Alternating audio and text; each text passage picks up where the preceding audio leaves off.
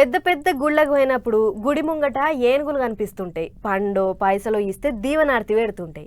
అట్లనే జాతరలు పండుగలప్పుడు దేవుళ్లను ఏనుగుల మీద ఊరేగిస్తుంటారు. అందరేమో కానీ చిన్నపొలగాళ్ళైతే ఏనుగులను చూసి మస్తు సంబరపడుతుంటారు.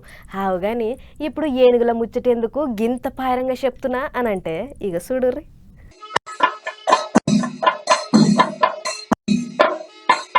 ఓ దిక్కు డప్పుల మూత మోగిస్తుంటే ఇంకో దిక్కు ఏనుగు మంచిగా చెవులు ఊపుకుంటా ఇంటున్నది. బాలే ఉన్నది కదా. అయితే ఇది నిజమైన ఏనుగు కాదు, రోబో ఏనుగు. అవునంటే అక్కడ చూడరే, 4 కాళ్ళ కింద 4 చిన్న చిన్న గెర్రెలున్నాయి.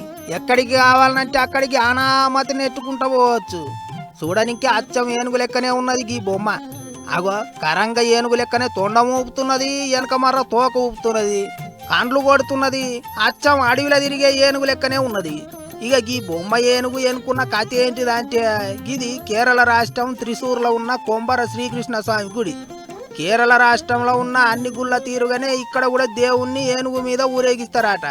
కానీ ఏనుగులైనా సరే ఇంకే జీవాలైనా సరే వాటిని తిప్పలో పెట్టొద్దు, మనుషులు మూగ జీవాలను పరిశాన్ చేయొద్దు అని పోరాటం చేస్తుంటారు కదా పేట అనే సంగపోళ్ళు. అగో వాళ్ళే గుడికి గీ బొమ్మ ఏనుగును బహుమతి లెక్కిచ్చిండ్రట. అసలైన ఏనుగుకు బదులు ఇప్పటి సంది దేవుని పూజకు గీ బొమ్మ ఏనుగును వాడుకోండి అని చెప్పిండ్రట.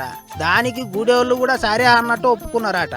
ఇంకో ముచ్చటేంటిదంటే, సితారు వాయిస్తుంటది కదా అనౌష్క శంకర్ అనేట ఆమె కూడా బొమ్మ కొరకు పైసలు ఖర్చు చేసిందట.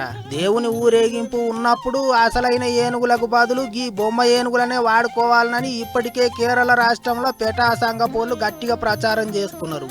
ఇప్పటికే కేరళ రాష్ట్రంలో ఉన్న 5 గుళ్లకు 5 రోబో ఏనుగులు ఇచ్చిండ్రట.